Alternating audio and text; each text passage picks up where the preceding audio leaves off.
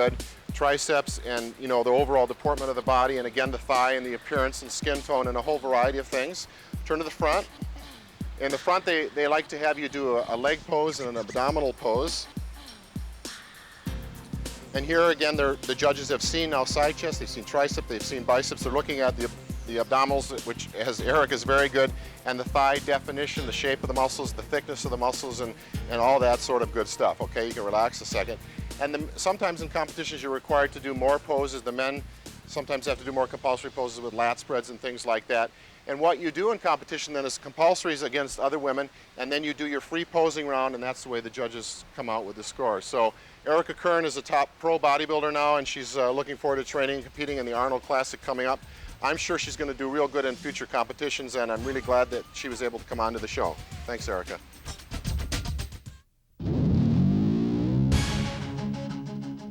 Bruno. All this and much more here today on TN2000.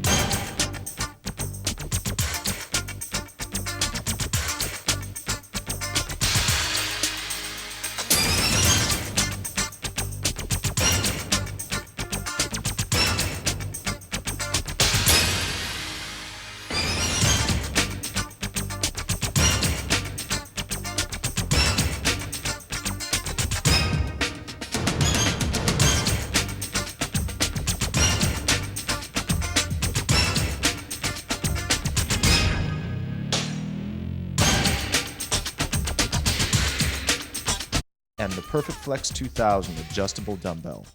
A lot of our viewers not only tune into the TV show to learn how to exercise and eat right, but you read the muscle magazines, the various fitness magazines, and if you are a regular reader of these magazines, every once in a while you'll come across an exercise routine or a particular exercise where they refer to it as a tie-in routine or a tie-in exercise. And you know, it's kind of confusing to people. What is a tie-in exercise? Well, you know, we've shown you basically cardinal plane movements that isolate various muscle groups. For instance, the pecs. Common exercise to isolate the pecs, bench press or an incline press, anything where you're pushing or a horizontal abduction motion like a fly motion. Upper back, lats just the opposite, a shoulder blade retraction, something pulling back this way, getting the elbow behind the body really hits those upper lats and the whole lat structure. Something, example for, let's say, abdominal muscles, the serratus. If I was pressing a weight up, it's primarily for delts and triceps, but the support of that weight up above activates the serratus muscles. Conversely, if I had a pulley system, when I was pulling down against resistance, it would work triceps, lats, and also the serratus muscles. But there's a way that you can activate the tricep muscles, which are extensors of both joints, the pec muscles, which pull in this way, the lat muscles, which do extension at the shoulder joint, and that serratus in one of these tie-in exercises. And my particular favorite for that is called a dumbbell pullover. A lot of people use this exercise thinking that it's going to expand their lung capacity. The only way you can really expand lung capacity is by doing aerobic exercise to a point of getting to the cardiovascular system to make those adjustments. You don't really do that through weight training. It's not the point of weight training. I've got my Perfect Flex set up backwards here. I've got the regular weight, but on the back side of the Perfect Flex, you've got two handles, and it works just perfectly for doing the dumbbell pullover. Now, I like to do my pullovers with a little bit of elbow bend, because if you had your arms out straight, it would be mostly a lat exercise. But this way, you get a real good stretch on the triceps, the long head, and the lats. And I keep it under tension a little bit, just come up right over my head. And of course, if you've got regular dumbbells at home, make sure you've got the collars on nice and tight. You don't want any weights falling on the middle of your face. But you do this exercise, and this is a real hard one that you can't replicate with machines, but you can do it with free weights. And if you stop just a little bit short of there, you're going to stay under constant tension with the triceps and the lats. This works the abdominals and the chest muscles as stabilizers as well. If I come way over, then I'm removing the resistance. So I don't want to do a full range of motion here. I want to be a little bit short of a full range of motion. So I'm going to get about 15 here. I've got about 5 or 6 more to do.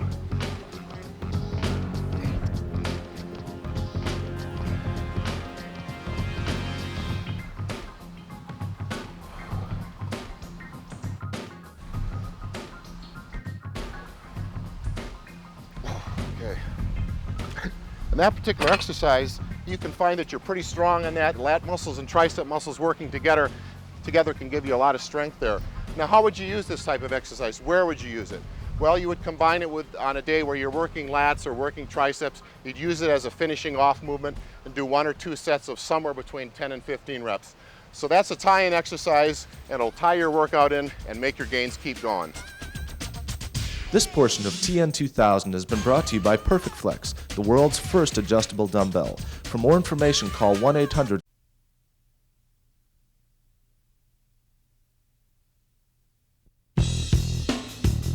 Weider Publications presents The Inside Story.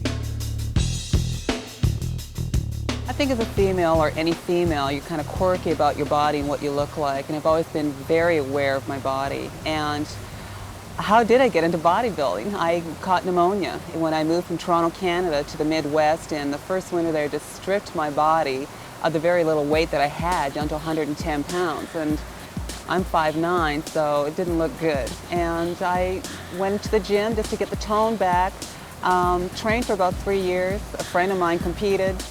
It looked like fun. I made a bet, went in, and won my first show. And I think by winning the show, it's just so exciting, and seeing my body develop the way that it did just pushed me to go farther into bodybuilding. I won the 1991 North American Championships, which granted me my pro card, and this is something I thought I would never be able to do or achieve. And just with all the excitement surrounding the success that I've achieved in the bodybuilding, just pushed me farther and farther into competition. And I did it for about 4 years. Joined with Weider, was fortunate enough to travel and meet so many interesting people. And I finally hit a wall one day where I turned around and I saw myself growing ever more larger than I'd expected to, and I didn't like it anymore. Not that I didn't like the activity of bodybuilding, but the competition was just getting too extreme for my level or my taste. And I think it really hit me hard because it took a lot for me to strip the muscle off, and I just wanted to get to a condition that others would appreciate, and I didn't want to hold a physique that was intimidating to a lot of people. And even though I felt great in the gym or on stage competing, I still had a few quirks when I walked down the street, and the normal people were kind of wondering just what it is that I did. I didn't like this kind of attention, so I feel more comfortable at this body weight. Joe Weider sat me down one day and said he started his first fitness show. And I wanted so much to enter this competition because it was the inaugural. It was a thrill for me to compete for Joe and for myself with my new look. And I'm 32, I just couldn't do the gymnastics again. A lot of awesome athletes are competing in these shows now that are ex-gymnasts and ex-dancers, something I couldn't keep up with. So I think what I prefer to do now to keep to stay involved in the business is to do seminars and lectures. And I'm fortunate enough to stay on with the Weider team and to preach the benefits of health and fitness. So this is what it's come to, and I'm enjoying every minute of it. You know, longtime followers of the sports of football and bodybuilding and Olympic weight training